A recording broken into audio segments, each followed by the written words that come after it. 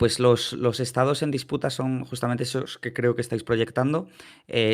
Podríamos dividirlos en dos bloques o incluso tres. Por un lado, los estados del cinturón del óxido, el antiguo cinturón de acero que sufrió los efectos de la desindustrialización a lo largo de la segunda mitad del siglo XX y que son Michigan, Wisconsin y Pensilvania, situados en el noroeste en el medio oeste del país. Y después tenemos por otro lado los estados del Cinturón del Sol, Arizona y Nevada, y los otros tres estados del Cinturón del Sol que forman, y los otros dos estados, perdón, del Cinturón del Sol que forman parte del sur profundo, que son Georgia y Carolina del Norte. Son esos los 7 estados que se cree decidirán las elecciones, porque no se inclinan de manera clara ni hacia los republicanos ni hacia los demócratas, y lo que vemos en las encuestas desde hace ya varias semanas, incluso meses, es un empate técnico entre los dos candidatos que no se ha despejado en ningún momento en favor de uno ni de otro. Las encuestas se encuentran estáticas.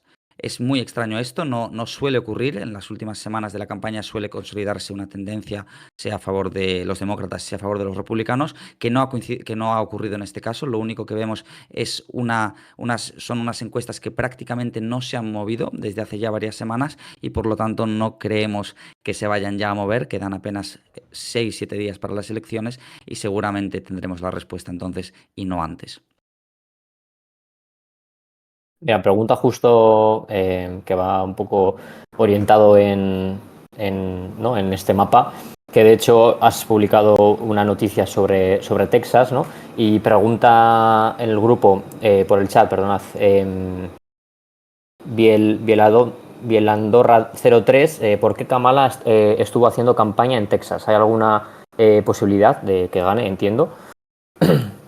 En caso de debacle republicana sería posible que Kamala se llevase el estado. No es probable, es un estado que claramente, como creo que se indica en el mapa, es un estado que tiende a votar republicano, no es ya un stronghold, no es ya un feudo ni un baluarte republicano, no es un bastión republicano, pero en cualquier caso la ventaja republicana continúa siendo suficientemente amplia como para que no se espere un cambio, por lo menos en estas elecciones, a no ser que se produzca un cataclismo. Por otro lado, tampoco se esperaba que Florida pasase a manos republicanas en 2016 e incluso se pensaba que volvería a manos demócratas en 2020 y finalmente no fue así, por lo que cualquier cosa podría pasar. Lo que sucede en Texas es que se ha producido una transformación de su electorado, una transformación demográfica a lo largo de los últimos años, un incremento de su población latina que viene mayoritariamente de México, y es que lo que vemos es que es cierto que los latinos cada vez votan más republicano, pero son sobre todo, no es el voto latino, al final es un concepto bastante ambiguo porque latinos en la mentalidad de un estadounidense son aquellos procedentes de muchos países muy diversos entre sí. Por lo tanto, los latinos que más votan republicano son los cubanos, los venezolanos y también los puertorriqueños. Ojo en relación con esto, con las declaraciones de un comediante que participó en un acto a favor de Trump en Nueva York por las consecuencias que pueda tener en el voto puertorriqueño. Y por otro lado tenemos a los mexicanos que sí que votan mayoritariamente demócrata. Es cierto, además, que aquellos sin estudios cada vez votan más republicano, pero en Texas la mayor parte del electorado latino también cuenta con estudios universitarios. Estamos hablando de un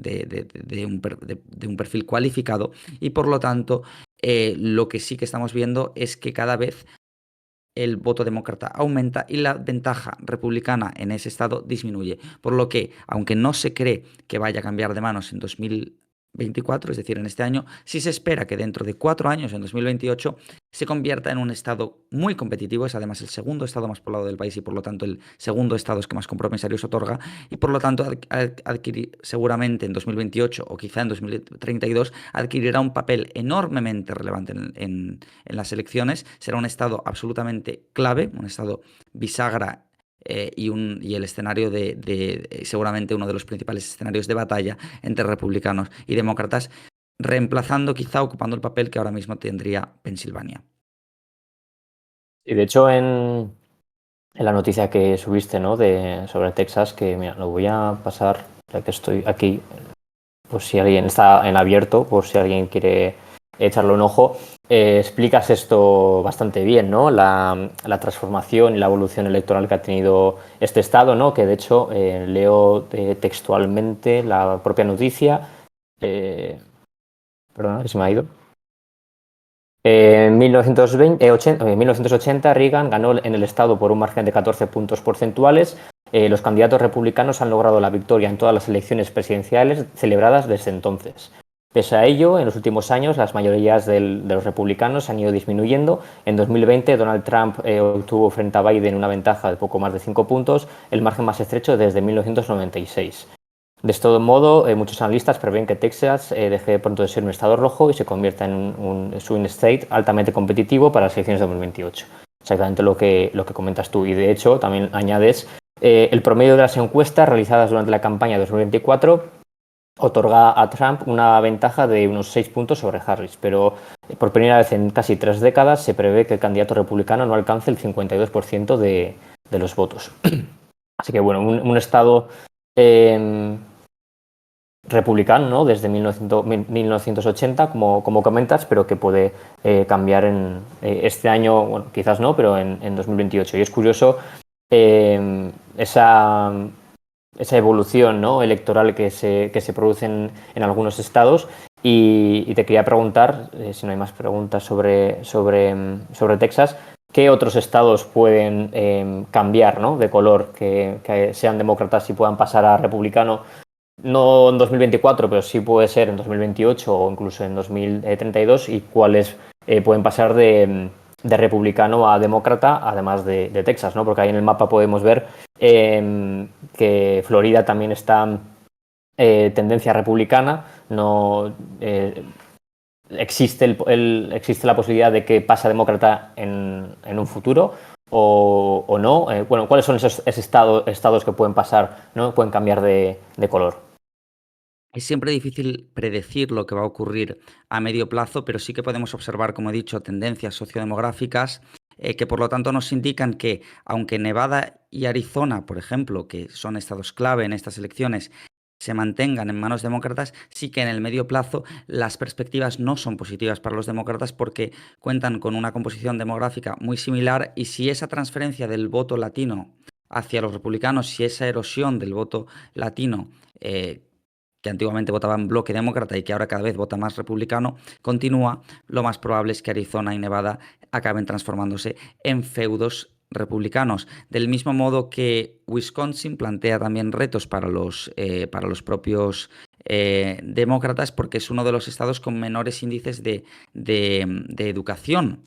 Es un estado en el que una proporción muy baja de su población tiene estudios de educación superior, y por lo tanto es uno de los estados más difíciles para los demócratas si continúa esta tendencia de división de la sociedad entre aquellos con estudios universitarios y aquellos sin estudios, entre aquellos que residen en las grandes ciudades, en las urbes, y aquellos que residen en las áreas rurales.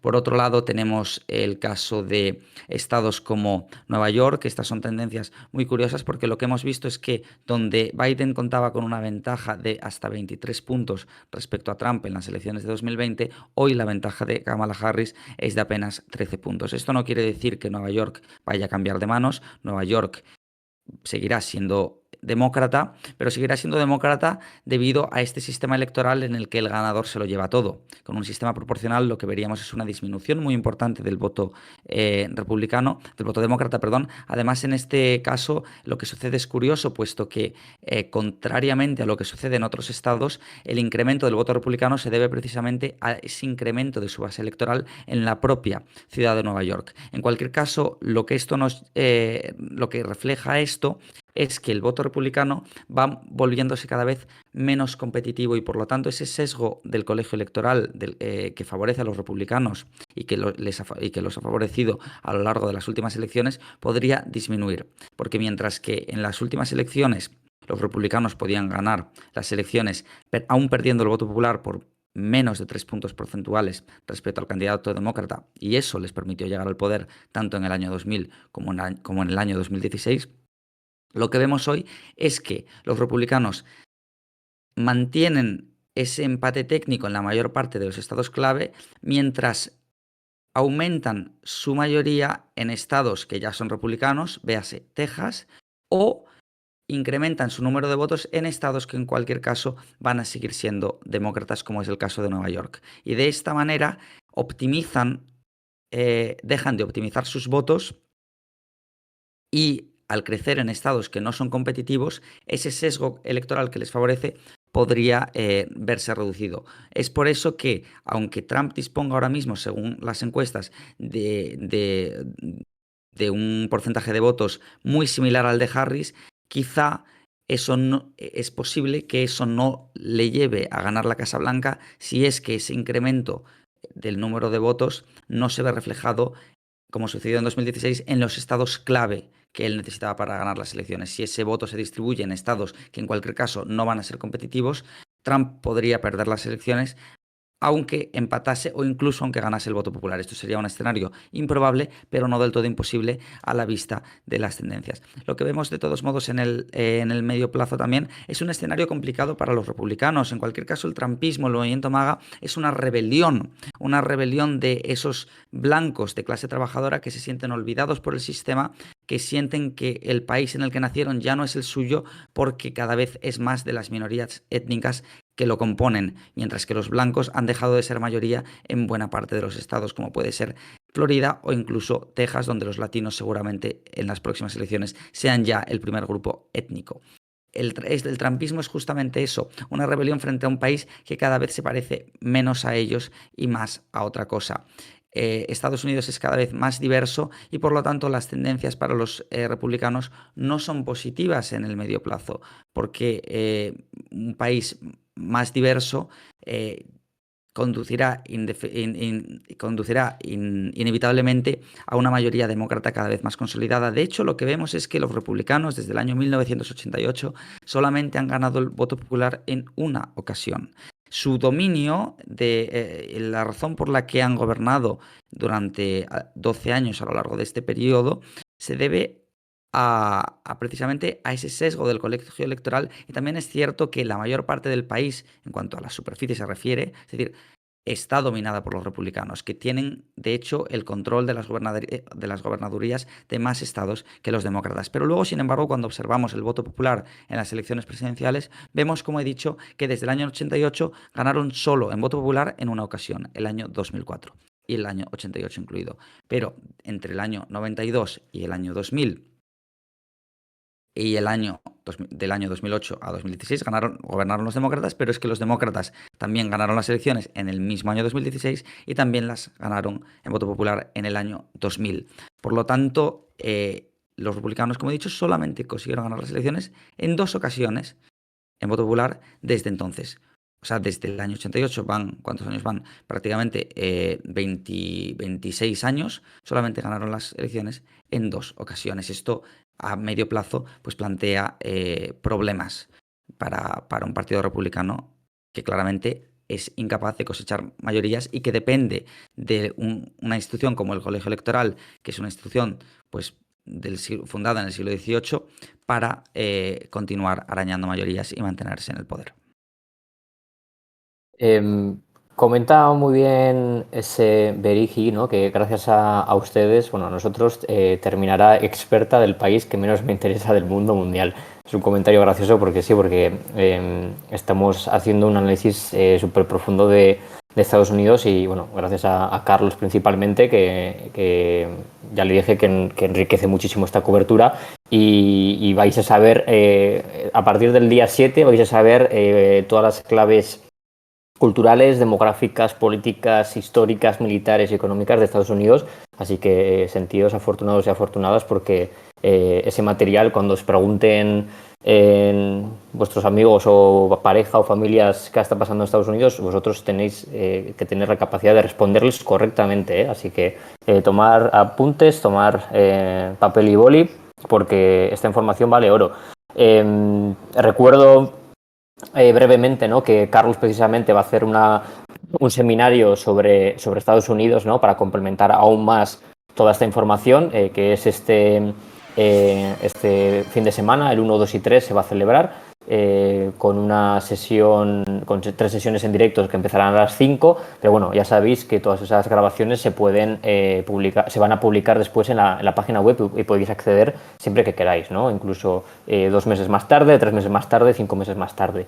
Los premium embajadores tenéis acceso a este seminario sin coste adicional, pero también podéis comprar el seminario de forma independiente si no estáis suscritos o si estáis suscritos en la página web con el DLG básico.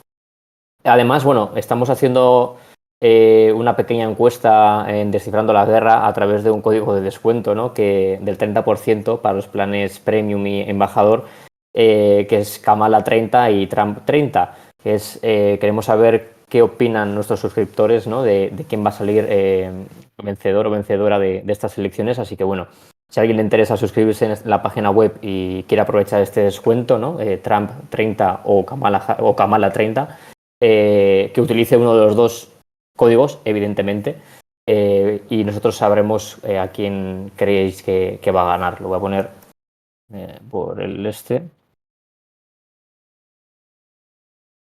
Así que bueno, podéis aprovechar, ¿no? Porque tenéis un 30% de descuento y podéis acceder a todos los contenidos que estamos publicando sobre Estados Unidos. Así que bueno, ya sabéis que de vez en cuando somos hacer estos descuentos, pero no siempre, así que bueno, yo creo que está bien aprovecharlo. Siguiendo con las preguntas, ¿no? Que justo hay 2 que te quería hacer, precisamente, Carlos. Una la voy a dejar para más adelante, ¿no? Porque tiene relación con el artículo que has publicado hoy y que de hecho lo explicas en el propio texto. Es que es la pregunta de Urdaci, así que bueno, Urdaci, si sigues por aquí, tranquilo que esa pregunta va a ser respondida, pero siguiendo un poco con el tema de los estados, ¿no? De los feudos electorales y el mapa que tenemos aquí, ¿no? Que hemos publicado hoy, preguntan qué significa el círculo con un congresista azul dentro del estado republicano de 4, de Nebraska. Si puedes explicar un poco, ¿no? qué ocurre con ese estado, ¿no? Porque es diferente al resto. Lo Bueno, que ocurre, junto con Maine. Estados Unidos se compone de 50 estados, 48 contiguos entre sí, mapa de Estados Unidos clásico, y después tenemos Alaska al oeste de Canadá y después Hawái, que fueron los 2 últimos estados en incorporarse. Ambos se incorporaron en el año 1959. Y todos esos, y luego, bueno, está Washington, D.C., que no es un estado, es un distrito federal, pero desde los años 60 también participa en las elecciones presidenciales, aunque no envía delegación al Congreso, lo que ha planteado dudas sobre el carácter democrático de este sistema, pero lo cierto es que quienes residen en Washington no pueden no pueden votar al Congreso, pero desde los años 60 sí que votan en las elecciones presidenciales. Y en todos estos estados, excepto en 2, el sistema es muy sencillo. Quien gana en el estado se lleva todos los compromisarios de ese estado. Ese sistema que en inglés se conoce como the winner takes it all, es decir, el ganador se lo lleva todo. Una especie de first past the post, como el que se aplica en el Reino Unido en las elecciones parlamentarias, pero aplicado a las elecciones presidenciales y al colegio de compromisarios. Lo que sucede es que hay 2 excepciones, el estado de Maine y el estado de Nebraska, en el que una parte de los compromisarios se entrega al ganador en el estado y otra parte se distribuye proporcionalmente en función de quién ha ganado en cada distrito. Es decir, hay 2 compromisarios, por ejemplo, que van para el ganador en el estado y otros 2 que van para el ganador en el distrito 1 y en el distrito 2. Y lo que sucede en el caso de Nebraska es que, aunque los republicanos ganan en el estado, hay al menos un distrito de tendencia demócrata que Trump ganó en 2016, pero que Biden ganó en 2020 y por lo tanto es posible que Kamala Harris vuelva a ganar en 2024. De hecho, hubo un intento por parte de los republicanos hace pocas semanas de modificar este sistema electoral para que todos los compromisarios se destinasen, como los demás estados, al ganador de las elecciones en el estado, asegurando así que todos ellos fueran a parar al Partido Republicano, pero un representante republicano se opuso a esta medida, dijo, queda muy poco para las elecciones, es un poco irregular hacer esto, se podría hacer, pero queda feo. Si queréis para las próximas elecciones lo hablamos, pero ahora No estoy de acuerdo con que esto se aplique y por lo tanto ha quedado así y por lo tanto es más que posible que Kamala Harris se lleve ese compromisario por el segundo distrito congresual de Nebraska em, y esa es la razón por la que aparece azul en el mapa. Volviendo a esa pregunta, ¿no? que ha hecho Urdaci, ¿no? Que tiene eso relación con el artículo que hemos publicado hoy, ¿no? El posible regreso de Donald Trump a la Casa Blanca, que es la segunda parte, ¿no? de dos artículos. En el primer artículo, Carlos explica la estrategia que siguió Trump en la victoria de 2020, de 2016, que ya se me van las fechas. Y este segundo artículo hace un repaso, ¿no? de cuál es la situación de Donald Trump para las elecciones de 2024. Entonces, Carlos también comenta al final del texto qué pasaría si Trump pierde estas elecciones y qué pasaría si Trump decide pues, no presentarse a futuras elecciones en caso de que pierda en noviembre de 2024, ¿no? Entonces, comenta que el trumpismo no va a morir del Partido Republicano, ¿no? Porque Trump se ha encargado de controlar la formación desde dentro, ¿no? Colocando incluso a gente cercana.